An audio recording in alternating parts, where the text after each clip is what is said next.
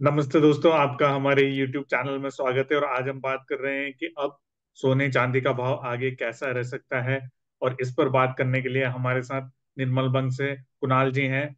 कुणाल जी, आपका बहुत बहुत स्वागत है। और दोस्तों, मैं आपसे रिक्वेस्ट करूंगा कि हमारे जो चैनल के सब्सक्राइबर है वो 35,000 हो गए, इसके लिए आपका धन्यवाद। और जो लोग ने अभी तक सब्सक्राइब नहीं किया वो भी सब्सक्राइब कर लीजिए।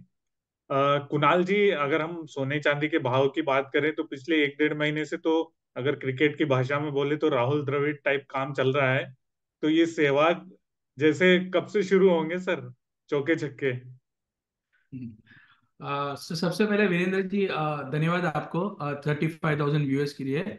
बहुत कम जन है कमोडिटी मार्केट में जो जेन्युइनली लोगों के हित के लिए ये जो चैनल आप चलाते हो, वेरियस एक्सपर्ट्स को बुलाते हो, उनका व्यू लेते हो, और आपका जो इंटेंशन है कि एक राइट इंफॉर्मेशन पहुंचे धीरे धीरे, वही आपकी जो मेहनत है वो आपको सबसे पहले हेल्प कर रही है। जो आपका जेन्युइन इंटेंशन है, 35,000 व्यूअर्स, हम प्रे करेंगे कि आपकी व्यूअरशिप भी बढ़ती रहे और आप ये काम बहुत ही जैसे शिद्दत से कर रहे हैं ऐसे करते रहे और लोग को फायदा होता रहे।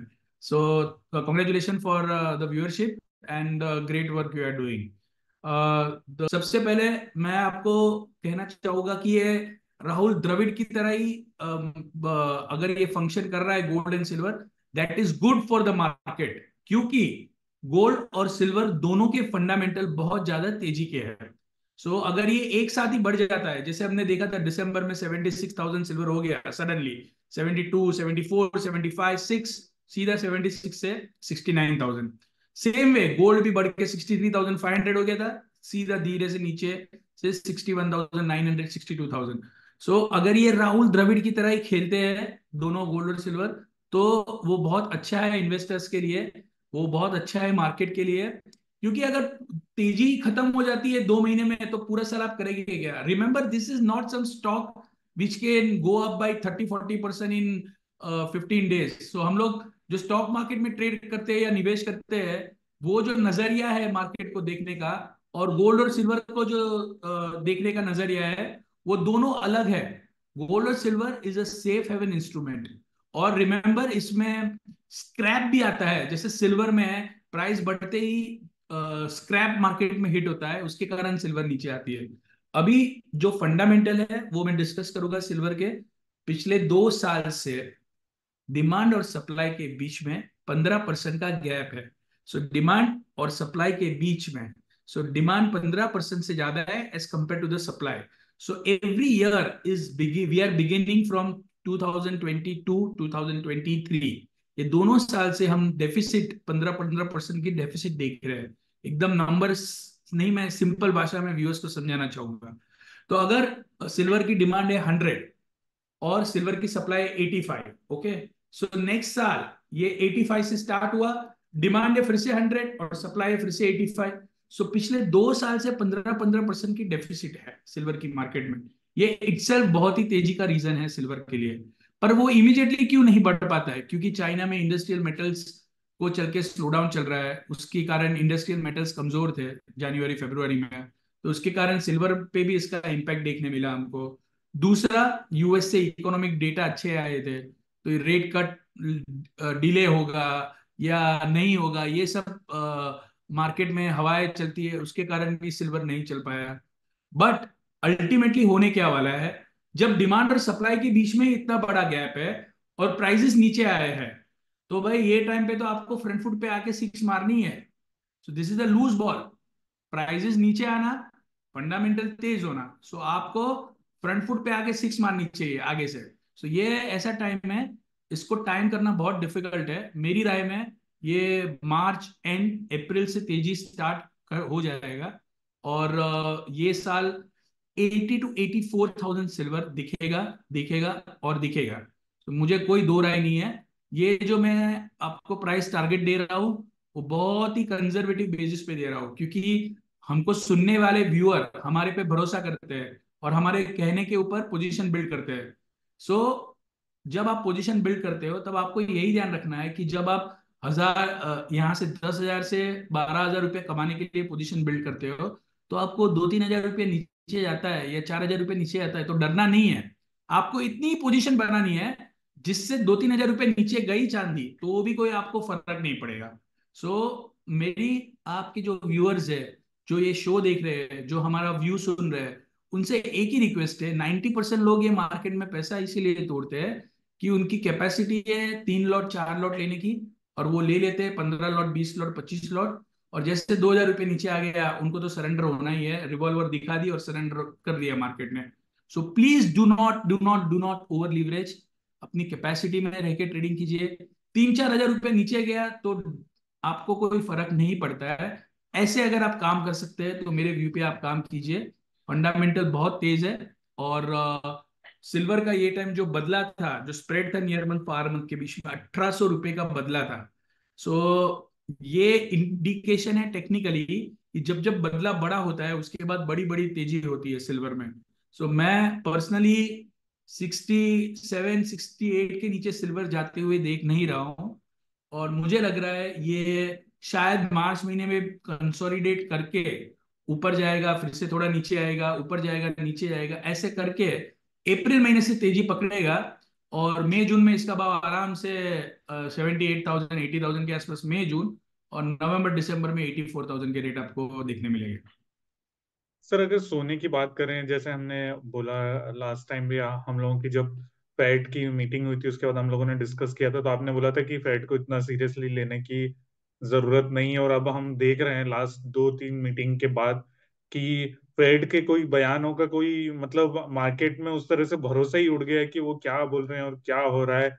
तो वो एनालिसिस देखते हुए अब आप सोने का भाव कैसे देख रहे हैं? क्योंकि अब पूरी तरह प्योरली इकोनॉमिक इंडिकेटर्स जो आ रहे हैं, बस उसी के ऊपर एक दिन आता है जिस दिन भाव इंडिकेटर जिस दिन आता है उसी दिन भाव थोड़ा बहुत ऊपर नीचे हो जाता है, वापस वहीं पर रह जाता है। तो इसको कैसे देख रहे हैं आप सोने को? जी देखिए, फेड ने पहले कहा था इन्फ्लेशन इज ट्रांजिटरी। सो ये शॉर्ट टर्म फिनोमेनन है, तो उसके बाद 9% हो गया इन्फ्लेशन। फिर बाद में जब इन्फ्लेशन उन्होंने कहा बहुत ज्यादा कंसर्न है, तब वो 9% पे पीक होके धीरे धीरे नीचे आना हो गया। अभी वो लोग कहते हैं कि we are still depending on data. तो डेटा, एक डेटा कल खराब हुआ, गोल्ड $30 ऊपर, कल डॉलर इंडेक्स भी ऊपर था, उसके बावजूद भी गोल्ड ऊपर। सो आप, जैसे आपने कहा, बहुत अच्छी तरह से समझा रहे हैं। कोई भी चीज के फंडामेंटल समझने की ट्राई करो, जैसे मैंने आपको सिल्वर में समझाया, मैं ऐसे आपको गोल्ड में समझाता हूँ। गोल्ड में 1,000 टन गोल्ड हर पिछले 2 साल से सेंट्रल बैंक खुद बाय कर रहा है। तो सेंट्रल बैंक क्यों बाय कर रहा है? सेंट्रल बैंक ना यूएस के बॉन्ड ले रहा है, ना जापान के बॉन्ड ले रहा है, ना जर्मनी के बॉन्ड ले रहा है, ना चाइना के बॉन्ड ले रहा है। सब, किसी को एक दूसरे पे भरोसा नहीं है।